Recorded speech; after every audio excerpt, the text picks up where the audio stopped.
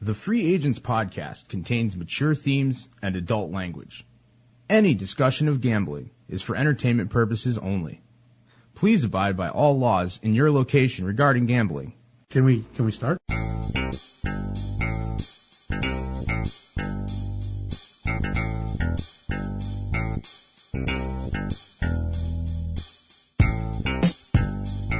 This week on The Free Agents.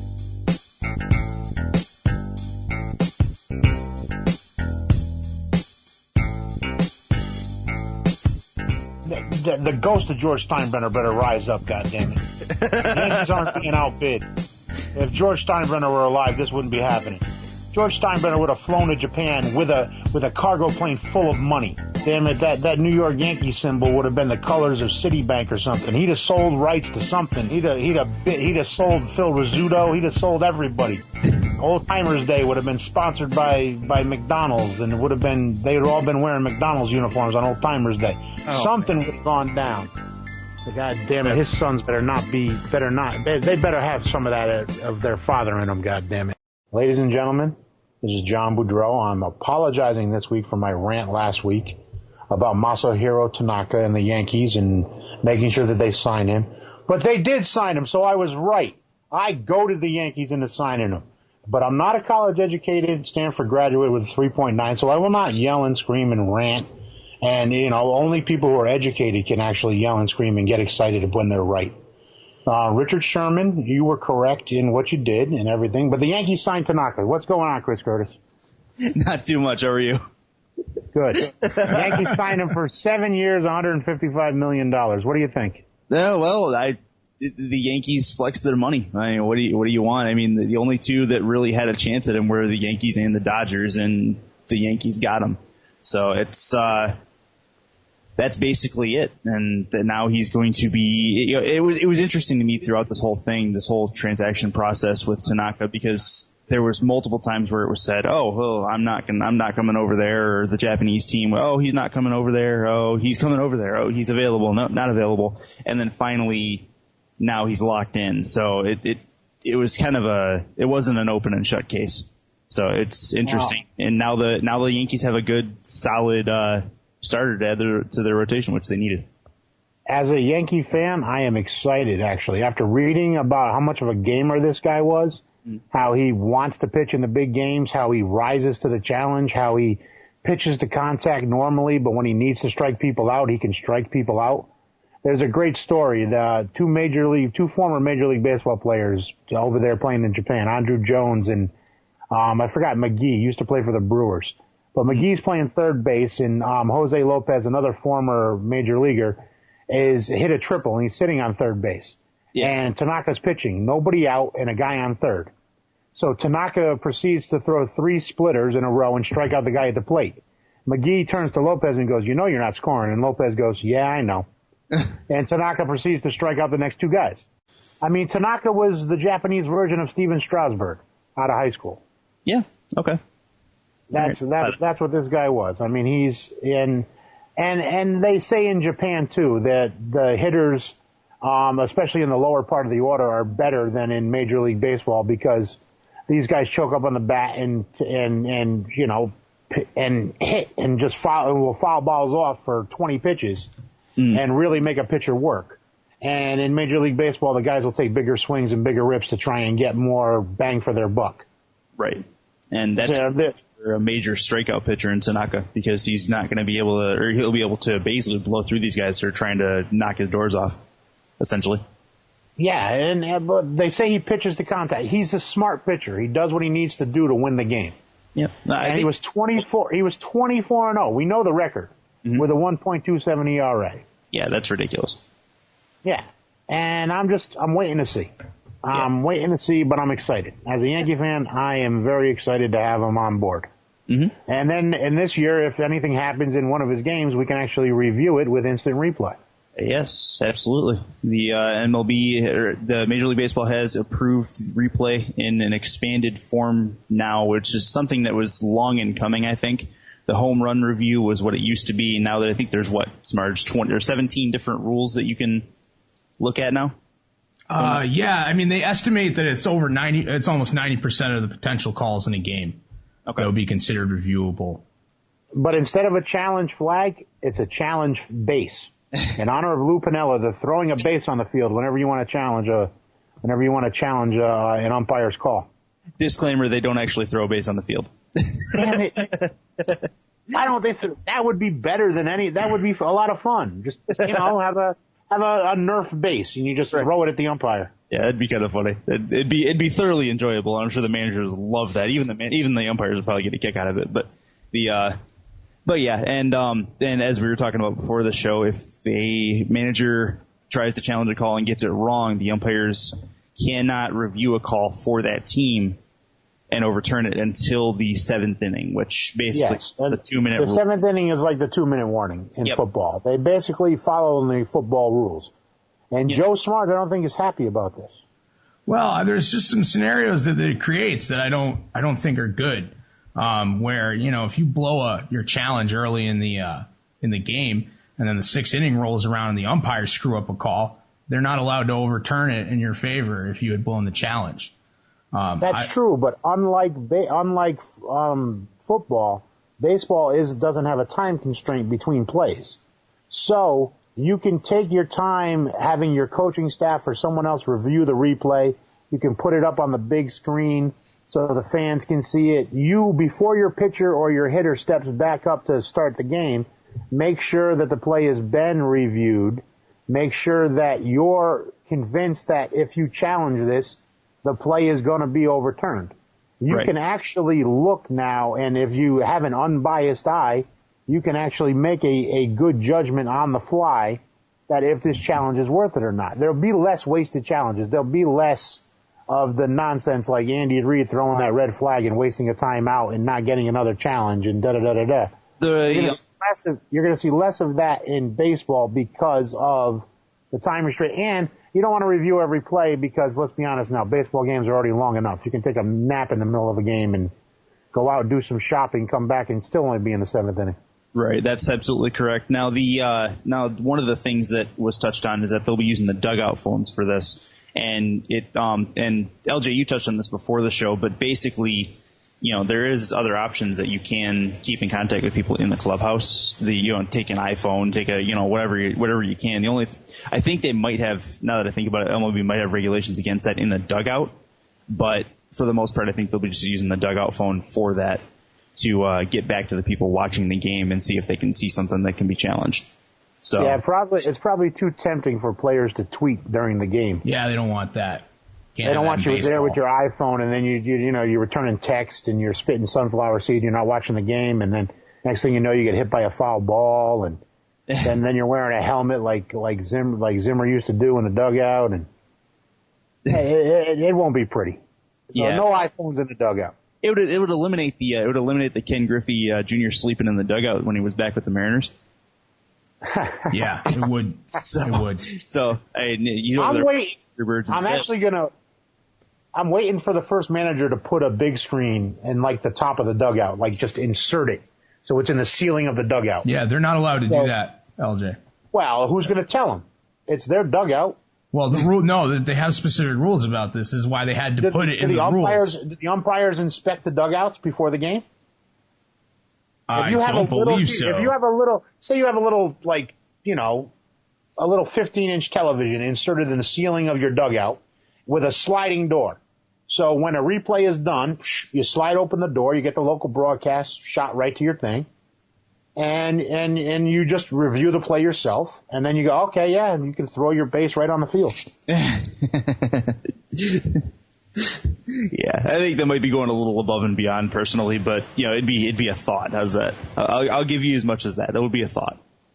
Well, if I'm looking for a competitive advantage, I mean, these are guys that are sticking needles in themselves and doing all sorts of stuff to get a competitive advantage. All you're doing is asking some electrician to install a flat screen in the ceiling of your dugout with a trap door, right?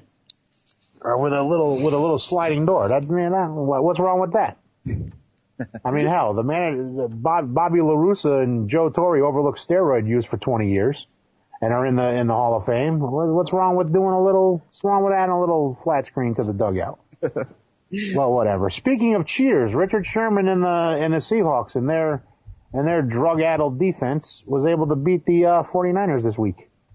Yeah, it's I tell you what, as far as the defenses were concerned, I think San Francisco had a better defensive game personally, especially on the defensive line.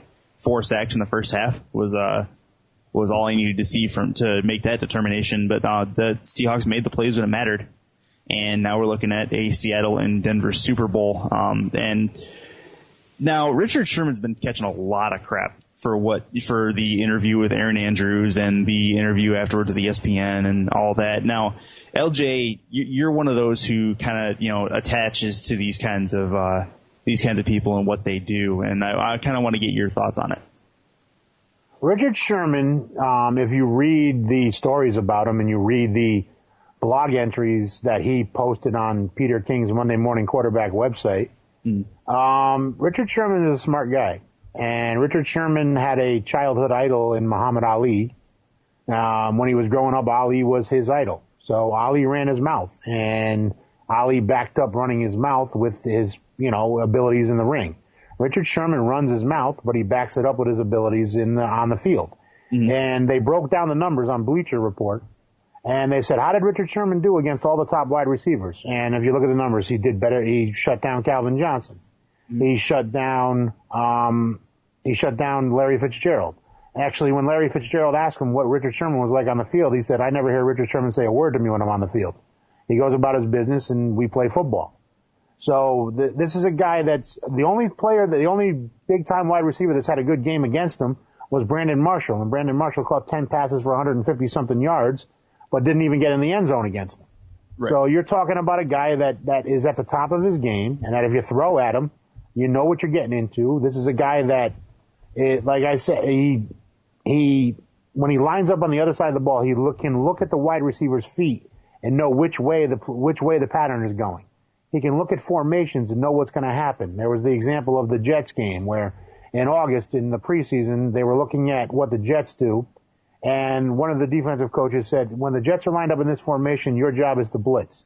So when they played the Jets lined up in that 3 tight end formation that was pointed out to him, and this was the first blitz he had done all season. Sherman stepped up, blitzed, dropped Mark Sanchez for a loss. Richard Sherman is a great football player, and he's a pretty good human being from all the accounts from all his friends. When he was in high school, he was the best player on the team. Mm-hmm. And he was on his way to college. He was being recruited by SC. He was being recruited by Stanford. He ended up picking Stanford, but he dragged a bunch of his fellow players along to college with him. They didn't all go to the same college, but the players, the coaches were quoted as saying, the players were coming to the coaches of his high school team going, Coach, how do I get into college? Because if I don't go to college, Sherman's never going to let me live this down. Sherman, and then when they were in college, Sherman was texting all the people that they were in college, making sure that they were doing their homework, talking to them, helping them, doing everything else. On top of it, he played football and graduated with a 3.9 from Stanford. All right, this is a guy that's way beyond the stereotype we think of when it comes to athletes and kids from Compton and everything else. So this is a guy that is basically selling himself like Muhammad Ali used to, and I admire it. Well, you made a good case for him, and honestly, I mean, for those that don't follow the Richard Sherman soap opera, I mean, they kind of got a bad taste in their mouth about what happened with the interview, and that kind of spells out for you what kind of guy he actually is, and I think he got a little excitable, and I mean, obviously, if you had just made Chris Curtis, if you had just done something fantastic, like he had just done. If you would just in a big moment in a game, I used to play sports. I'm still competitive when I play poker. If you do something really good, you want to celebrate. Yeah. And especially if you've gotten the best of someone who is your rival. I mean, the Niners are their rival. Mm-hmm. And he just beat the coach that he had a problem with at Stanford. Mm-hmm. Harbaugh threw him off the offense at Stanford. Mm-hmm. The reason why he enjoys playing for Pete Carroll because he can get a dig back at Harbaugh. This is really, I mean, Carroll keeps recruiting people that used to play for Harbaugh at Stanford. And Carroll keeps bringing them on to his recruiting them. He keeps signing them to the Seahawks. Literally these guys, they resent the way Harbaugh coached them at Stanford. Harbaugh is not a nice person. Yeah. So, I mean, if I side with Richard Sherman in this case, not Harbaugh. No, I think people were turned off by the yelling and screaming, and it was an old, visceral, emotional reaction to what it was. It was a woman and a tall man, and it was a man of color, and people got turned off by all. You know, the immediate visceral reaction was, "Who's that thug scaring the white girl?" I'm not saying you're wrong, and I'm not saying that Sherman's wrong for having the reaction he did. It was a very excitable moment. His team just went to the Super Bowl, and he, like you said, he beat the coach that he resented in college, and that sent him to the other side of the ball. Said you're no longer. When Sherman went to college, he was a wide receiver. Mm. And he caught like something 30 or 20 something receptions for 800 something yards for the Stanford offense. Right. And then the next year he wasn't even, Harbaugh came in and then he ended up in Harbaugh's doghouse somehow. Yeah. And he ended up texting the defensive coach and said, I need a spot. So the defense embraced him and moved him to the other side of the ball, and then the rest is history. I know, I completely agree. Now, I want to talk about a certain play in that game, and it was a play. It was I think it was in the third quarter. It was the 4th and 7 touchdown, the 36-yard strike from Wilson to Jermaine Kearse. Now, before that play, his kicking unit was actually out on the field, and Carroll called back Stephen Hauschka during the timeout and put back on his offense. Brave call or stupid call? That was brave. It was indecisive at the moment. He was like, well, I don't know what I'm going to do. I don't know. Literally, I think in his head, he's on the sideline going, do I kick? What do I do? And he's asking his kid. I swear to God, and nobody's going to say it, but I think Pete Carroll was just bouncing around the option in his head and finally landed on, okay, I got to go for it. Yeah. And then he went for it, and then Russell Wilson delivered at a big moment. Russell Wilson delivered at a very huge moment for his team. And honestly, I think that's what we're going to look at as the key play from these NFL playoffs this year, as influencing this season for any of the teams. Whether it be Denver, whether it be Seattle, whatever. I think that is the play of these playoffs. 4th and 7 on the 36-yard line with you're down by 3 points. You can kick a long field goal and possibly tie it, or you can go for it on 4th down and 7 and throw a touchdown. And that was awesome. Absolutely awesome. And it would have been a call that would have been stupid if it didn't work. But because it worked, it was a smart call. So Kearse only caught 2 passes that game, too. Yep. And the other one was for like 7 yards. Yeah. Or 8. Yeah, he didn't have a great day. Marshawn Lynch he didn't have a good first half, but he ended up picking it up in the second half. He ended up over 100 yards, and I think he had a score, too, if I'm not mistaken. Well, the San Francisco defense was worn down. I mean, they wore them down. They just beat them up. And the San Francisco, they played on the road in the first week of the playoffs, on the road the second week of the playoffs. And then they had to travel up to Seattle. There was a tipping point where this team was just going to get tired. Mm-hmm. And then they lost, oh my God, Navarro Bowman to the broken leg and the ACL tear and everything else. And that was nasty. That just, I mean, that's, in the back of your head, you got to be like, all right, San Francisco didn't make the Super Bowl, and it would have been a shame to have them in the Super Bowl without Navarro Bowman.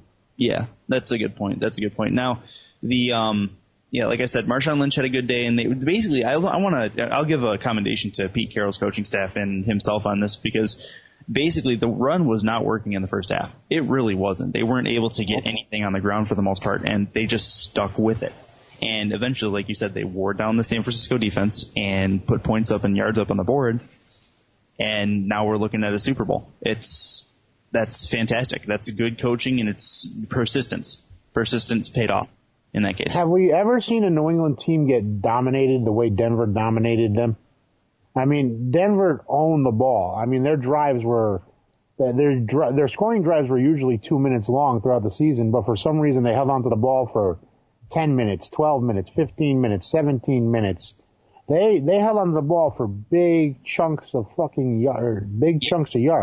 Mm. What was it? A 7-minute TD drive, another 7-minute TD drive, a 12-minute field goal drive. another 7-minute these guys were hanging on to the ball for decent chunks of time and just eating up clock and dominating. I mean, Manning threw for 400 yards and 2 touchdowns. Yeah, it was a very dominant performance by Denver. There's no doubt about that. They, like you said, they held onto the ball a whole bunch. And Tom Brady, I mean, even halfway through the third quarter in that game, just looked kind of defeated.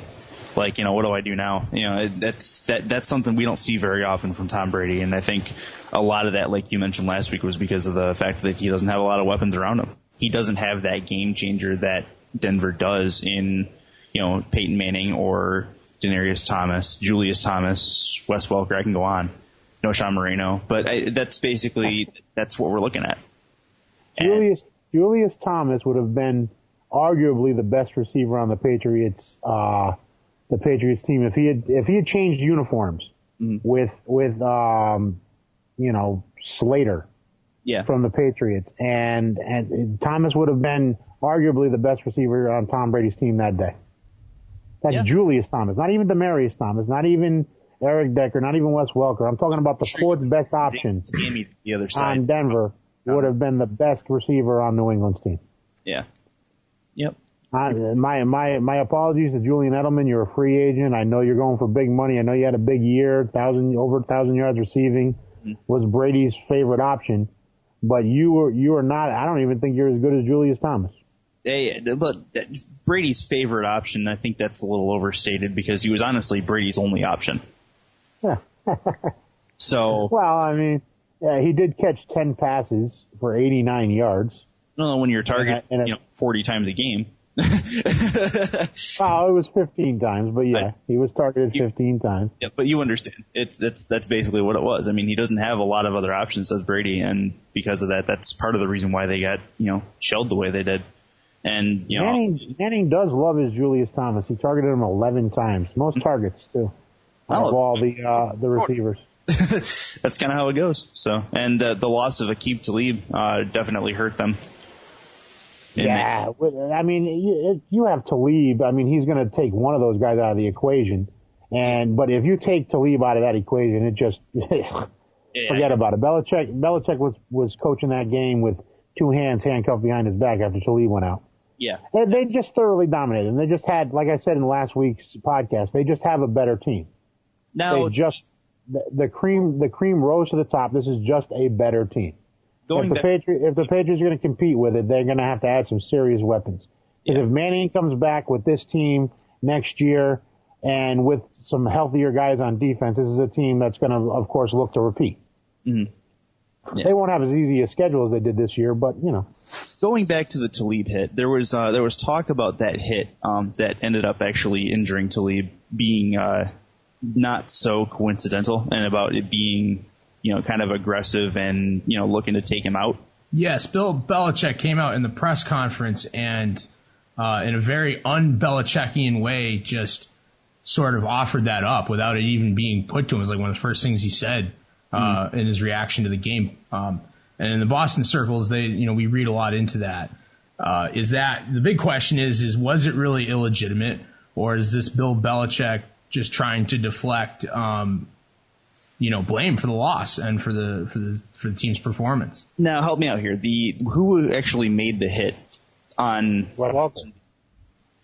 It was Wes Welker. Okay, that's who I thought it was. Now, and I think that's a lot of the reasoning behind Belichick being mad is I think that he honestly missed Welker this year. I think he honestly wanted him back on the team. Mm-hmm. I think that there were some arguments amongst management and everything else. And I think that he really missed Wes Welker. And when he watched him do that stuff on the other side of the ball and watched his team just get thoroughly eviscerated, it was kind of a passive-aggressive way for Belichick to fuck with Welker. Now, honestly, the thing is Belichick doesn't do this. So when he does it... Yeah, but even everybody is capable of being a bit cunty every now and then. Yeah, absolutely. Yeah, actually... even a great coach like Bill Belichick. I disagree, Chris, because LJ and I are here in the local media, so I get a lot more of the detailed stuff. And Belichick and he does do things like he definitely has his grudges, and there are vendettas that go on. but he's pretty subtle about it, where it doesn't really blow up in the media. Right. But it's always a little dig or a little this or that. Wes Welker had no problems complaining, in Bill's mind, had no problems complaining about the way they were treating him when he was here in that last year. Mm-hmm. He caught all that, Wes Welker made some comments after a game and caught a bunch of flack for making a little joke in the post game. So that doesn't fly in Patriots Nation. Right. So I think that's a lot of it. He's one of those guys I would not really want to be on his bad side, to be honest. No, yeah, it's true. It's absolutely. But I don't think Welker cares. Welker landed in a great spot. No, he got paid. He don't care. Yeah, and he's going to the. Wes Welker's going back to the Super Bowl. Wes Welker is has a decent shot at winning a Super Bowl ring, and he's making a good amount of money, and he's playing with a quarterback that respects his abilities the same way Tom Brady respected his abilities. I don't think John Fox is as big a dick to Wes Welker as Bill Belichick was. I think he actually thoroughly enjoys playing for the Denver Broncos, and he didn't have a soup commercial before he went to Denver. Well, actually, that's kind of funny because you said John Fox isn't really a dick to him. It's kind of funny considering the fact that when you watch Denver games, John Fox looks like nothing but a dick to everybody. I don't know if you've noticed that, but it looks like he's just kind of eternally mad at everybody he talks to. So it's just a look on his face. The poor guy, I don't know. He has that. That's the stress of coaching, yeah. Yeah, it's an in-game. But the beauty of him is he's got a guy. I mean, he's coaching a team that needs very little coaching. Yeah, true. He really can enjoy himself because, I mean, let's be honest now. That's a stress-free. That's a guy that had a heart attack this year, went to the hospital, and his team didn't miss a beat without him. Right. Well, actually, it's kind of funny you mentioned that because, honestly, Jack Del Rio has probably done the most coaching duties on that team because of the defense. Yep. Yeah, yep. Because he's the defensive coordinator. You are correct. There's Peyton Manning on that team. Yeah, the guy that runs the offense is Peyton Manning. Hell, I bet you he offers Jack Del Rio advice on defense too. Hey, Jack, come here, Jack. You know what they're doing over here, right? You know that they're running the blah blah blah. I'm sure that comes out of his mouth at least sometimes. Yeah, and when you're Peyton Manning, you can get away with stuff like that. So now, on a side note, is Peyton Manning gonna make a good coach one day? I think so. Or do you think he even cares to do that? I know he runs the passing academy. I know he does a ton of stuff. But do you see him moving from the quarterback position to, an offensive coordinator's position to start with? I think making him a quarterback coach would be an insult. But I think as an offensive coordinator, if you're John Fox, the day Peyton Manning retires, you want to bring him on staff. Yeah, that's a thought. I honestly, I don't know. That's an interesting question that I've been actually. Here's one for you. Here's another one for you that just bounced into my head. Okay. Peyton Manning wins the Super Bowl, decides it's time to end it all, goes and joins Jim Caldwell's staff over in Detroit. First year as a special, because they already just got their quarterback coach, they got their offensive coordinator, so they bring him in as a specials coach or whatever. They give him a title, right?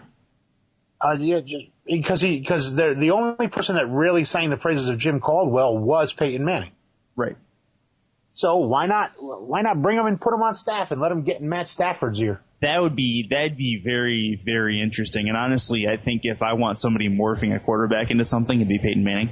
So I wouldn't mind that move, but I don't know. Because the thing is, he's so, he's got so many other options after he's done playing football. He's got, he's got so many advertising. TV is waiting for him. TV is waiting for him. If Peyton Manning wants to sit next to Tony Dungy on the Sunday night broadcast, NBC will roll up a truck with millions of dollars in it and say, yes, Peyton Manning, come here. LJ, if I have to listen to Gomer Pyle announcing the Monday Night Football game, I'm done.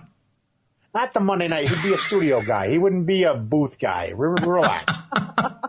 Relax, Joe Smarge. Jesus. If I have to listen let's get a Bud Light right now. Now we'll get Omaha Steaks. Listen, if anything, I want him to be the sideline reporter so we can see him give the Manning face to everybody that he talks to. Oh, man. Oh, could you imagine Peyton Manning interviewing Bill Belichick? That'd be great. Come on now. That'd be fantastic. It would be, because both of them, these are two guys that are heated, intellectual, competitive rivals. Yes. These are guys that have battled brain-wise for years. I mean, these are guys that are in each other's heads. And it's awesome. It's really, it's like, and Belichik in his head is going, motherfucker, I could have beat you if I had the personnel. You know it. You know it.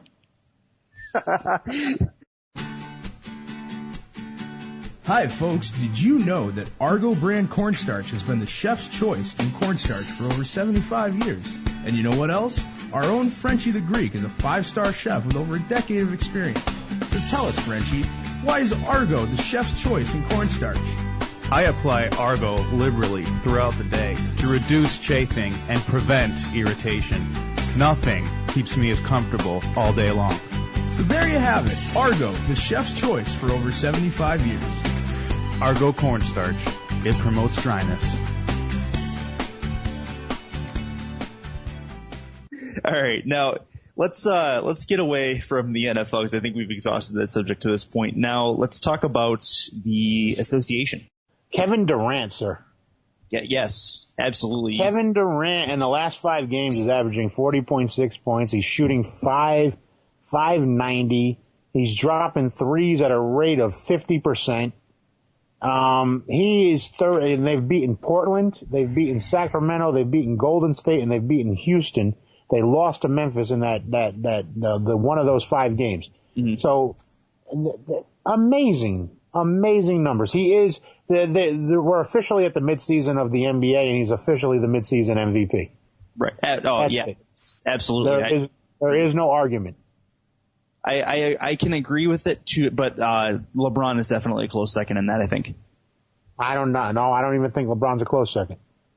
I think Kevin Durant over the last 2 weeks since Russell Westbrook has gone out has stepped on LeBron's shoulders and is now head and shoulders above LeBron this season. Okay. For this first half of the season, he is head and shoulders above LeBron, because LeBron, did you see the video from the White House, the photobomb video of Michelle Obama and Eric Spoelstra and Ray Allen and Dwayne Wade doing basically a parody of their photobombs? It's basically they're interviewing. Spoelstra's conducting the interview, and he's like, guys, you need to eat healthy. And behind Durant behind Ray Allen and Dwayne Wade, Michelle Obama and LeBron come up and they eat some apples. and then they move away. And then they start talking about something else, and all of a sudden Michelle Obama comes behind him, and LeBron's got a little Nerf net, and Michelle Obama comes by and dunks, and then mean mugs for the camera. So LeBron's been busy at the White House, is all I'm saying. Okay. All right. They're having a lot of fun. They're having a lot of fun hanging around with the president and the first lady. So that's what they're doing. They're having a lot of fun. Dwayne Wade is sitting some games out. It looks like Indiana is on their way to getting the home court advantage. Miami's not making it easy for themselves to win another championship this year.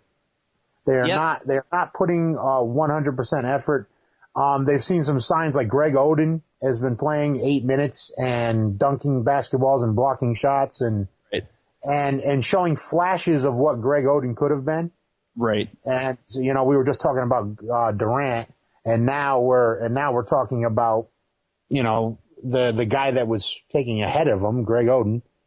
And both of them could end up in the championship together against each other this year. And they've taken very strange paths to it. It'd be one of the more interesting storylines.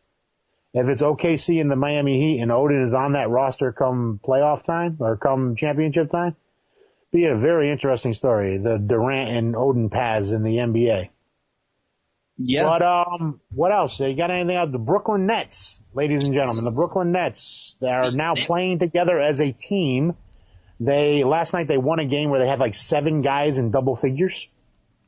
Yeah, that was the game last night. I believe they won 101 I think it was 101-90 or something like that. It wasn't exactly a close game, and they beat a Magic team that's not very good anyway. But the end all be all of it, I think that Atlantic Division, just New York, Brooklyn, and Boston are kind of crawling their way out of the said sinkhole that it was determined that Boston's staying in the sinkhole. Boston's done. Avery Bradley went out. Boston Boston's done. But the Nets, ladies and gentlemen, the Nets are 18-22 right now after the win last night. They are in position to make a run at Toronto and win the Atlantic Division and make the playoffs, which is what Prokhorov wants. Prokhorov said, I believed in Jason Kidd all along. After this winning streak that's been going on, the Nets have, I think, righted their ship. They've currently got the 7 seed. And if they would play Miami, which actually would be a first round good series to watch, to be completely honest. Oh my goodness, they could actually beat Miami. That's the scary they're part. playing right now? Absolutely. There's no doubt about that. It'd be a good series, and that'd be the one to watch in that first round, that's for sure. Because, I mean, Indiana, Charlotte wouldn't be competitive. Atlanta. Brooklyn has lost, since the calendar turned over to 2014, Brooklyn has only lost 1 game. Yeah. They beat Oklahoma City. They beat Golden State. They beat Miami. This is the second time they've beaten Miami this year now. Yeah. They beat Miami. They beat Atlanta, and they beat the Knicks. So this isn't a bunch of slackers either that they've been playing. They went on the road and they beat Atlanta. Atlanta was one of their biggest rivals. And Joe Johnson's been going off. Yeah, he has been playing really, really well. And going on the other side of the island, New York. Now they're 2 games out of a playoff spot, and they're not playing bad basketball. Yeah, they're playing bad again. They're bad again. Are they? They had a moment where they were good, but they're bad again. Yeah. I'm sorry, the Knicks are a mess. The Knicks, they're starting Andre Barjani. They're just starting bad players. Okay. They're not a good team. They've got when they're on the court, they've only got one player that can be considered the best player on the court, and that's Carmelo Anthony. Yeah, easily. Yeah. Other than that, the rest of their starters are garbage. Their bench is garbage. It's just a garbage team. They got a coach that's not respected.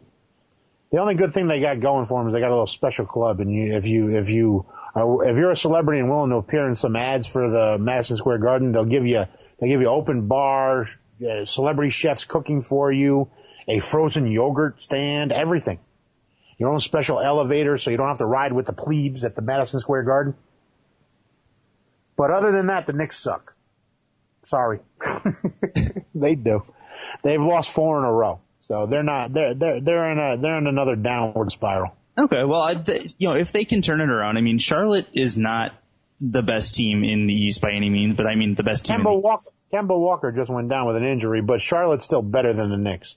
Charlotte has with Kemba Walker on the floor and Gerald Henderson and Al Jefferson and Michael Kidd-Gilchrist has become a really good defensive stopper. Their coach is really preaching the defense. Charlotte, I would, if I'm a betting man, I'm betting on Charlotte to keep that spot, over Detroit, Cleveland, or New York. Okay. Those are the only other 3 teams competing for a playoff spot in the Eastern Conference. Boston, Philly, Orlando, and Milwaukee are all in tank mode. Yeah, I want to give a little commendation to Tom Thibodeau in Chicago as well. Their team's letting up 92.7 points per game, which is absolutely the best in the Eastern Conference, with the exception to Miami. And that, having them hold the 6th seed without Luol Deng, without Derrick Rose, and we'll see if they can keep it. But they're going to keep it. Tom Thibodeau's not going to. Tom Thibodeau, Joakim Noah, and the rest of those guys, they are basically. You remember the movie Major League when she wanted to destroy the team, the Cleveland Indians, and then the players rallied around that. Yeah, that's what. Well, that's what the Bulls are using as their inspiration this year, is the movie Major League. Okay. If you want to trade one of our best players out from under us, fine, but we're still going to win. There ain't tanking going on here. No, it's a pride thing. The problem is their pride is getting the better of them, because competing this year is just stupid. But the problem is you're going to see them compete, and then all of a sudden they're going to push Indiana to 7 games, and we're going to go, oh my God, what the hell's going on here? Well, they're becoming the Chicago's kind of becoming like Charlotte for me. Earlier in the season, when Charlotte was only giving up, I think it was like 87 points a game, but they were scoring 82. Chicago's very quickly becoming that, because they can stop anybody from scoring in the league, but they can't seem to put the ball in the bucket. And no, they they lost their 2 best scorers, and Rose and Dang are gone. They're averaging, 0.1 points more than they're giving up. 92.8 they're putting in, 92.7 they're letting up. So it's and they're a 500 team. And 500 is going to be good enough to get him the 6th seed right now. Yeah, in the East, absolutely.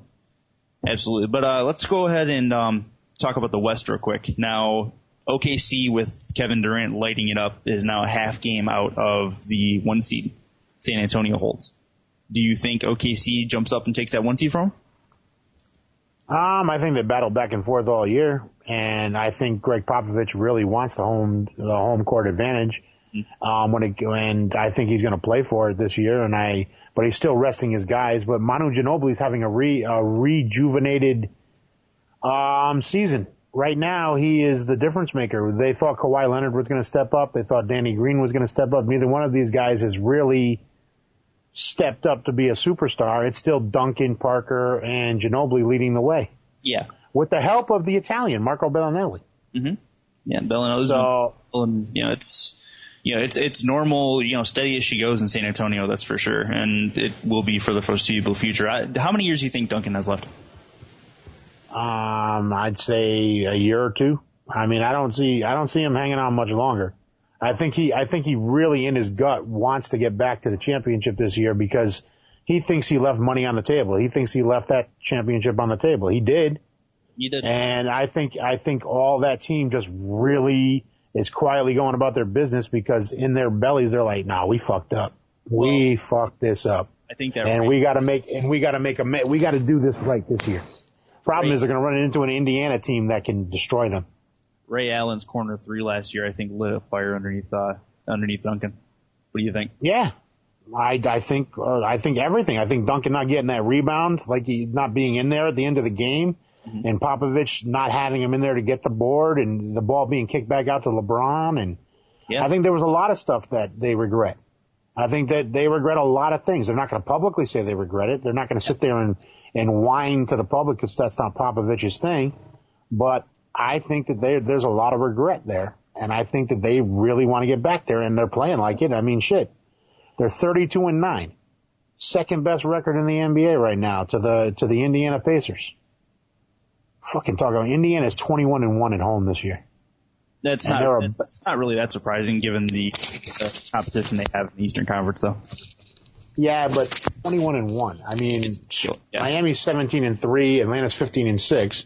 Those are your 3 best teams. Gee, 21-1 at home, 12-6 on the road, 6-2 in their division. Now, taking a look at that 4 seed, the one that LA, and who do you think jumps up into that spot if LA doesn't hold it? You think it's Golden State? If the 4 seed, if the Clippers don't hold on? Yep. Not to say the Clippers won't make the playoffs. I think they will. But honestly, do you see one of the teams in the lower in the 5 through 8 seeds jumping up into that 4 seed? No, I think the Clippers hang on to it. I think Doc Rivers is coaching that team, and they're playing better defense throughout the season. They're starting to pick up on Doc's system. JJ Redick's back, which is going to help ease the pain of losing Chris Paul. He's been doing some more scoring. He's been doing some more ball handling. Redick has. Collinson hasn't been as good as a replacement, but they still. I mean, what are they? 8-2 in their last 10 games. Yeah, this is a team that's not ready to give up. I mean, they're another one that's been playing really good lately, and it's because of Blake Griffin. Okay. Let's be honest now. Blake Griffin is having a ridiculous season. He is no longer the guy that just can dunk. He can play with his back to the basket. He's gotten some post moves.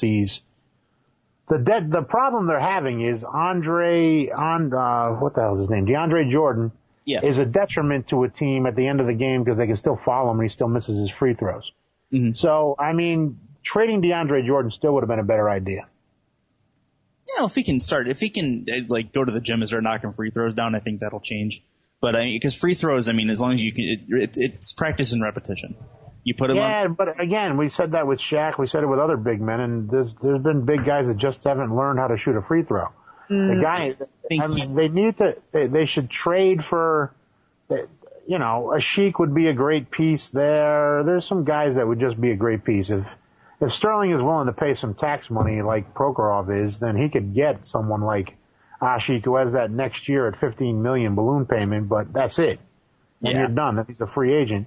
But he's a rim protector that can hit free throws, that can actually, he can grab as many rebounds as Jordan. He's not as exciting to throw lobs to, but he is definitely he's a better center than DeAndre Jordan is at this point. Well, as far as DeAndre goes, I think I'm not going to give up on him yet. I think he's not the stereotypical big guy in the NBA. I think he can honestly hit free throws if he puts the practice in and he puts the repetition in, and if not, then fine. But that's but you can't wait. This is an opportunity right now. The Clippers are a trade away from being a contender with Oklahoma City and San Antonio, and Portland keeps hanging around. Hell, they're They got beat last night, though. LaMarcus Aldridge shrunk under the pressure and missed 7 shots in a row, and Lillard didn't step up, and Oklahoma City, Kevin Durant basically eviscerated them last night. And Portland didn't show that they were capable of beating Oklahoma City in a big game. Now, Portland was honestly one of my favorites to get to the at least the Western Conference Finals this year. Now, I want to touch on something real quick, and we've all heard it. If the playoffs began today, 2 series that would probably be really fun to watch would be the 6 and the 3 seed, Golden State and Portland, and then the 4 and the 5, Houston and the Clippers. Oklahoma City, Dallas would be a lot of fun. Too bad there's no defense on Dallas's side. And San Antonio, Phoenix would be great entertainment just because Phoenix has nothing to lose. And Hornacek would have these guys just rallied, pumped, ready to go, a young team. This is another team, too, that's learning on the fly and learning from their coach. And he's brought in former teammates of his to work with Plumlee on footwork and everything else as coaches. And this is a team that quietly under the radar has gone about improving themselves, and they were supposed to be a tanking team. Mm-hmm. And they're sitting there in the 8th seed, pretty comfortably right now, too. I will disagree on your Oklahoma City-Dallas series. I don't think it'd be that. I honestly think that'd probably be a 5-game series at most, the way OKC is playing right now. Yeah, but Dirk is having a ridiculous season. Look at Dirk's numbers this year. Look at Dirk's numbers this year. He is having a ridiculous season. Yeah. Quietly under the radar, having a ridiculous season. You're right about the Dallas thing to a point. I think one guy having a monster season against, a team like OKC. Well, Monte Ellis was playing a lot better, but then he's fallen off too. But I'm not saying that they're going to beat him. I'm just saying it's going to be a good series. I'm just saying that it's going to be a game where Dirk Nowitzki drops 50. There's a potential that Dirk Nowitzki and Kevin Durant have a shooting contest, play a game of horse in a playoff game. That's what I'm saying. I still think it'll be a max of 5 games. I'm not really here to predict games. I'm just saying for entertainment purposes, it'll be highly entertaining. Yeah. Okay. Golden State needs to get their shit together. Bogut better not be hurt. He was nursing his knee the other night. If Bogut gets hurt, that team is in trouble. That team's probably done. I don't think there's any exaggeration behind that. I think Bogut's been really, and I can't believe I'm saying this about Andrew Bogut, who's been hurt multiple times over his career, but, he's been a very durable part of that, of that front court for them. Between him and he's the rim protector, he's the defense guy, he is the spark of that team. He is their attitude. He is their I'm the dick. He is all of that stuff. He is everything Milwaukee wanted him to be. Wow, but again, Milwaukee was never primed to contend. With Monte Ellis and Brandon Jennings, and they were never going to be a contender. They were never going to be a contender. But this Golden State team could be a contender. Mm. Yeah. Honestly and truly, they could challenge anyone. Problem is they lose it at the end of their games. They were in it with the Pacers all the way, but the Pacers beat the crap out of them on their home court. Mm. Ended up beating them 102-94. Lance Stevenson was dropping threes and getting into scuffles with Steph Curry, and Steph Curry tried to get up in his face, and I was like, nah, little man. Lance Stevenson's going to hurt you. Back up. Just run away. Come on, have somebody holler, hold me back. Hold me back. That's what Jalen Rose loves to say. The fights in the NBA are more like, just hold me back. Someone hold me back, God damn it. These are guys that are at the top of their game. It's just going to be a lot of fun to watch. Yep. And then we have to wait for everything to play out. I mean, if you look at the whole, is there an interesting matchup? Brooklyn versus Miami. That's the only interesting matchup in the East that we talked about. Everything else just looks lame as fuck.